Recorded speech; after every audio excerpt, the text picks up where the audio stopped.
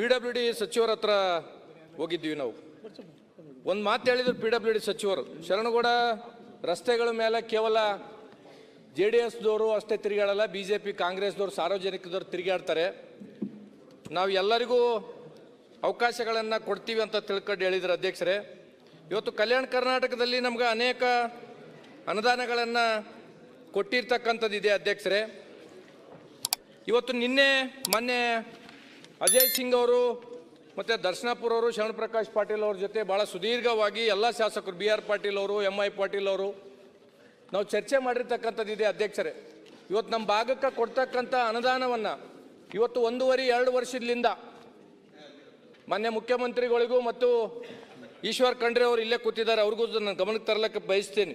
ಇವತ್ತು ನಮಗೆ ಕೊಟ್ಟಿರ್ತಕ್ಕಂಥ ಕಂಡೀಷನ್ಗಳಿಗೆ ಇವತ್ತು ನಾವು ಯಾವುದೇ ಏಜೆನ್ಸಿಗಳಿಗೆ ಕೊಟ್ಟರೆ, ಇವತ್ತು ನಾವು ಯಾವುದೇ ಅನುದಾನಗಳನ್ನು KKRDBಲಿಂದ ಬಿಡುಗಡೆ ಆಗಿಲ್ಲ, ಇಲ್ಲಿವರೆಗೂ ಅನುದಾನ ಬಿಡುಗಡೆ ಆಗಿಲ್ಲ ಅಂತ ತಿಳ್ಕೊಂಡು ನೆನ್ಪತ್ತಂದ್ರೆ ಇವತ್ತು ಅಧಿಕಾರಿಗಳು ಯಾವ ರೀತಿ ನಮಗೆ ಬಂದು ಹೇಳ್ತಾ ಇದ್ದಾರೆ ಅಂದರೆ, ನಮಗೆ ಮುಂದಿನ ಸಲ ನಮ್ಗೆ ಏಜೆನ್ಸಿ ಕೊಡಬೇಡ್ರಿ, ನಮ್ಮ ಹತ್ರ ದುಡ್ಡು ಇಲ್ಲ ಅಂತ ತಿಳ್ಕೊಂಡು ಹೇಳ್ತಕ್ಕಂಥದ್ದು ಒಂದಾಗಿದೆ ಅಧ್ಯಕ್ಷರೇ. ಇವತ್ತು ಮಾನ್ಯ ಮುಖ್ಯಮಂತ್ರಿಗಳು ಕೆಲವು ಕಾಂಗ್ರೆಸ್ ಶಾಸಕರಿಗೆ ಎಲ್ಲರಿಗೂ 50 ಕೋಟಿ ರೂಪಾಯಿಗಳನ್ನು ಕೊಡ್ತೀವಿ ಅಂತ ತಿಳ್ಕೊಂಡು ಹೇಳಿರ್ತಕ್ಕಂಥದ್ದು ಒಂದು ಆದೇಶನ ಇಲ್ಲಿ ಮಾಡಿರ್ತಕ್ಕಂಥದ್ದು. ಯಾಕಂತಂದರೆ ಈ ಯೋಜನೆ ಅಡಿಯಲ್ಲಿ ಅನುದಾನವನ್ನು ಬಾಕಿ ಬಿಲ್ಗಳನ್ನು ಆಧರಿಸಿ ನಿರೀಕ್ಷಿಸಿ ಬಿಡುಗಡೆಗೊಳಿಸಲಾಗುವುದು, ಮುಂಗಡವಾಗಿ ಅನುದಾನವನ್ನು ಬಿಡುಗಡೆಗೊಳಿಸ್ತಕ್ಕಂಥದ್ದಿಲ್ಲ ಅಂತ ತಿಳ್ಕೊಂಡು.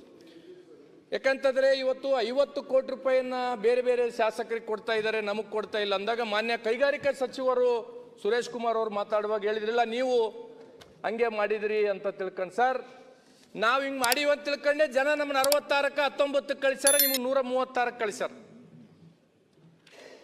ಮಾನ್ಯ ಸುರೇಶ್ ಕುಮಾರ್ ಅವರು ಯಜಮಾನರು ಹೇಳ್ತಾ ಇದ್ರು, ಮಾನ್ಯ ಮುಖ್ಯಮಂತ್ರಿಗಳು 224 ಜನ ಕ್ಷೇತ್ರನ ಸಮಾನವಾಗಿ ನೋಡಬೇಕು ಅಂತ ತಿಳ್ಕೊಂಡು. ನಾನು ಮುಖ್ಯಮಂತ್ರಿಗಳಲ್ಲಿ ಕಳಕಳಿಯಾಗಿ ಮನವಿ ಮಾಡ್ತಕ್ಕಂಥದ್ದು ಇಷ್ಟೇ. ಇವತ್ತು ಕಾಂಗ್ರೆಸ್ನವ್ರು ಶಾಸಕರಾಗಿ ಬಂದವ್ರಿಗೆ ಅವ್ರಿಗೇನು 2 ಓಟ್ ಹಾಕಿಲ್ಲ ಅಧ್ಯಕ್ಷರೇ, ಅವ್ರಿಗೂ 1 ಓಟ್ ಹಾಕಿದ್ದಾರೆ, ನಮಗೂ 1 ಓಟ್ ಹಾಕಿ ಕಳಿಸಿದ್ದಾರೆ. ಕ್ಷೇತ್ರದ ಜನತೆಯಲ್ಲಿ ನಮ್ಮನ್ನ ನಾವು ಇಲ್ಲಿ ಶಾಸಕರಾಗಿ ಆಯ್ಕೆಯಾಗಿ ಬರಬೇಕಾಗಿತ್ತಂದ್ರೆ ನಾವ್ ಎಷ್ಟು ಕಷ್ಟ ಪಡ್ತಾ ಇದೀವಿ ನಮಗ್ ಗೊತ್ತು.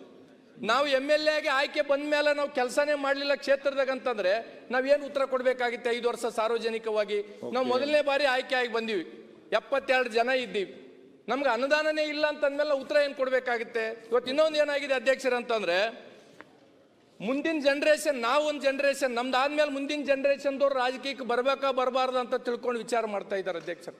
ಯಾಕಂತಂದ್ರೆ ಅಧ್ಯಕ್ಷರೇ, ಇವತ್ತು ಯಾವುದೇ ಒಂದು ಅನುದಾನವನ್ನು ಈ ಸರ್ಕಾರದ ತಗೋಬೇಕಾಗಿತ್ತು ಅಂತಂದ್ರೆ ಒಬ್ಬ ಪ್ರಭಾವಿ ಸಚಿವರ ಫಾಲೋವರ್ ಆಗಿರಬೇಕು, ಇಲ್ಲಂತಂದ್ರೆ ಯಾವುದೋ ಒಂದು ರಾಜಕಾರಣಿಗೆ ಅನ್ಪತ್ತಂದ್ರೆ ನಾವು ಚಾಕ್ರಿ ಮಾಡಬೇಕು. ಈ ರೀತಿ ಅನ್ಪತ್ತಂದ್ರೆ ಒಂದು ವಾತಾವರಣ ಅನ್ಪತ್ತಂದ್ರೆ ನಿರ್ಮಾಣ ಆದರೆ ನಮಗೆ ಅನ್ಪತ್ತಂದ್ರೆ ಬಹಳ ಹೊಸ ಶಾಸಕರಿಗೆ ಆಯ್ಕೆಯಾಗಿ ಬಂದಿರತಕ್ಕಂಥವ್ರು ವಿ ಆರ್ ವೆರಿ ಫ್ರಸ್ಟ್ರೇಟೆಡ್. ದಯಮಾಡಿ ನಾನು ಮನವಿ ಮಾಡ್ತಕ್ಕಂಥದ್ದು ಇಷ್ಟೇ ಅಧ್ಯಕ್ಷರೇ, 50 ಕೋಟಿಯನ್ನು ಕೊಡ್ತಕ್ಕಂಥದ್ದು ಕಡಿಮೆ ಅಂತ ತಿಳ್ಕೊಂಡು ಅರ್ಜ್ಞಾನಂದ್ರೆ ಹೇಳಿರ್ತಕ್ಕಂಥದ್ದು. ಮಾನ್ಯ ಮುಖ್ಯಮಂತ್ರಿಗಳಲ್ಲಿ ಒಂದು ಕಳಕಳಿಯ ಮನವಿ ಮಾಡ್ತೀವಿ.